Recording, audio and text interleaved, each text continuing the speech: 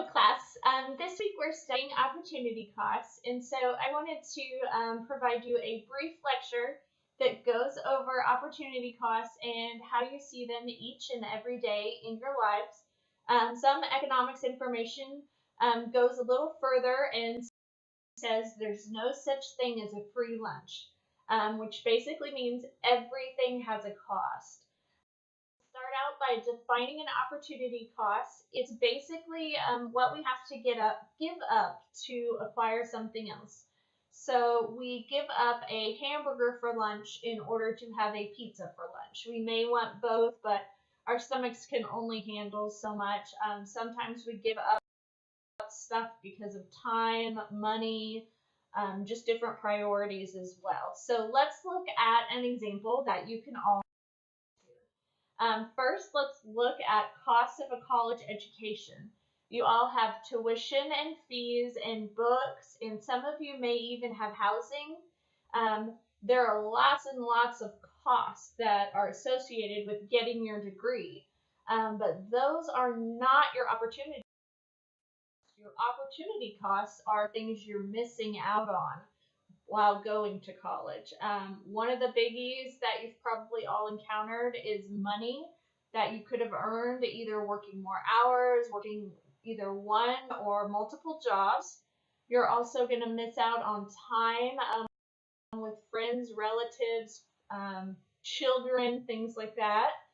You're also going to miss out on advancing in any hobbies you might have. Maybe you were striving to do well at a marathon this year. Your time will probably not be quite as good because you won't have as much time to run as you're listening to my lecture, or you're reading your book, or you're doing your assignment. The biggie that we see in regards to a college education is time. I'm sure you can all relate to this, that you have a lot less time than you used to. I thought I would provide you a list of a couple opportunity costs that I have at my house.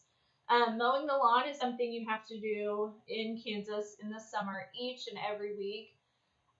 We find that we are very busy with kids' activities in the summer. I also teach. My husband has a full-time job.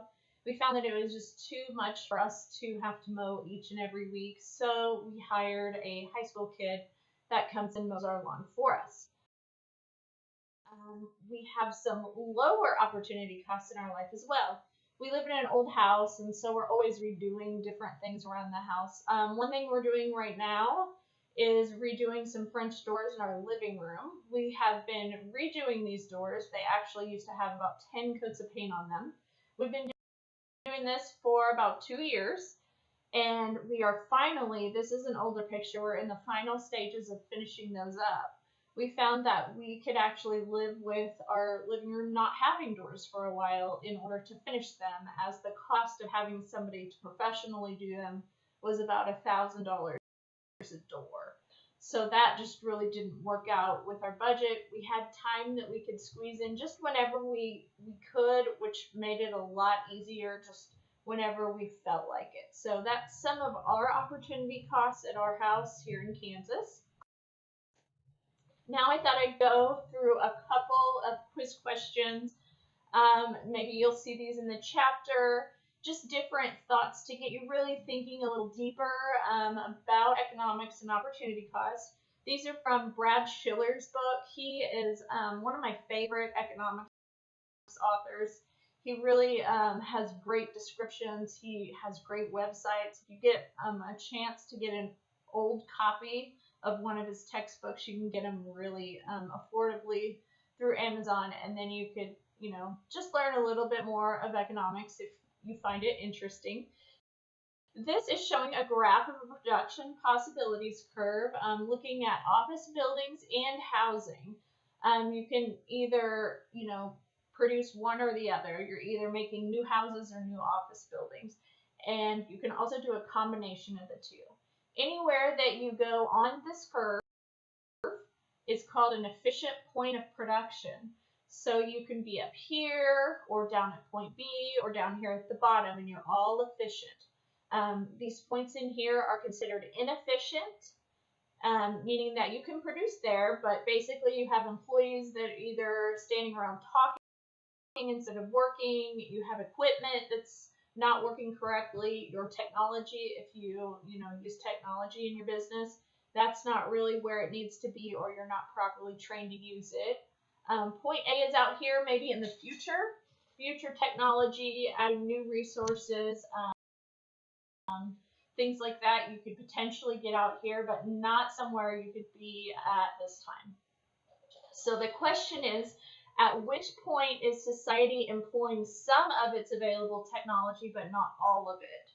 And that is right at point C, because we aren't using all of our technology that we have. Maybe a piece of equipment is down, our computers, maybe we don't know how to properly utilize them, things like that. That would all fit in here. So point C is the answer.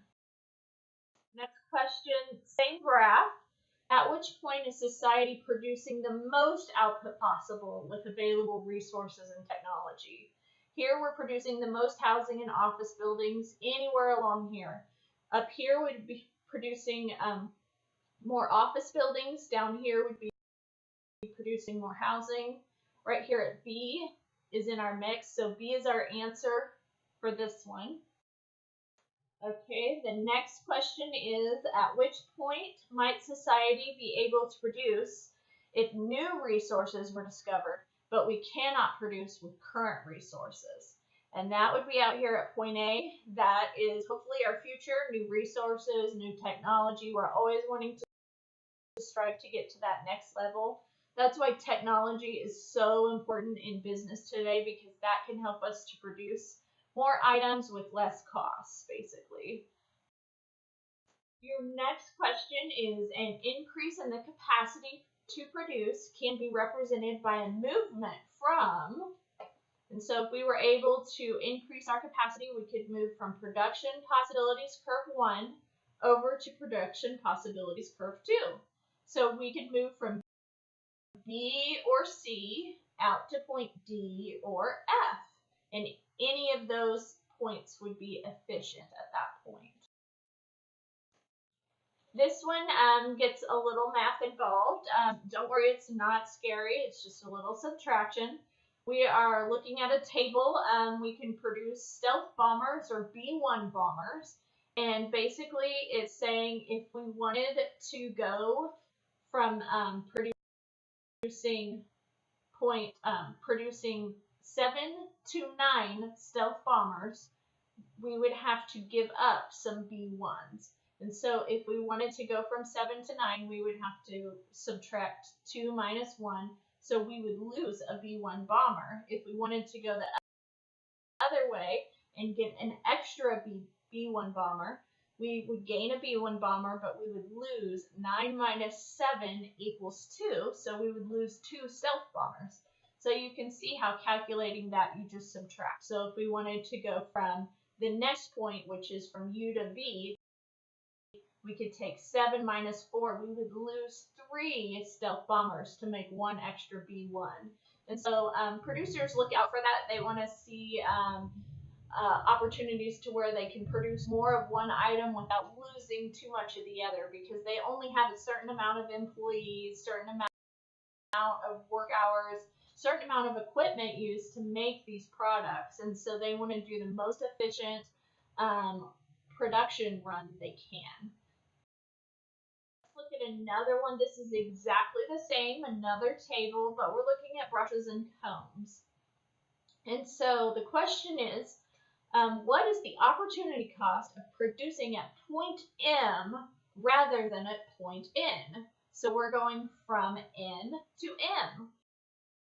So if we do that, we lose 2 brushes. 23 minus 21 equals 2. But we gain a comb. We go from 0 to 1 comb. So that way you can see that you're actually gaining a comb even though you're losing 2 brushes. And depending on your profit margins for each, that helps to determine which one you decide to make more of. But it looks like it takes a lot more resources and technology to make a comb versus a brush, because you can make twice as many in that range from M to N. To further illustrate opportunity costs in action, there's this great video. It's from Seinfeld. Basically, Kenny gives Jerry a free suit, and then Kenny says, "Oh, you can just take me out to dinner." The YouTube video is attached, and basically, he ends up saying, "Well, I'll just have soup tonight. You can just pay for my soup for dinner, and we'll do the meal later," which basically means he's just wanting to go out to dinner again and again and again. And he keeps going until Jerry almost goes crazy and realizes that his suit really wasn't free at all. It was costing him a lot of time, a lot of dinner dates with Kenny, a lot of listening to Kenny talk about various things. He talks about his weightlifting routine and all sorts of other interesting topics.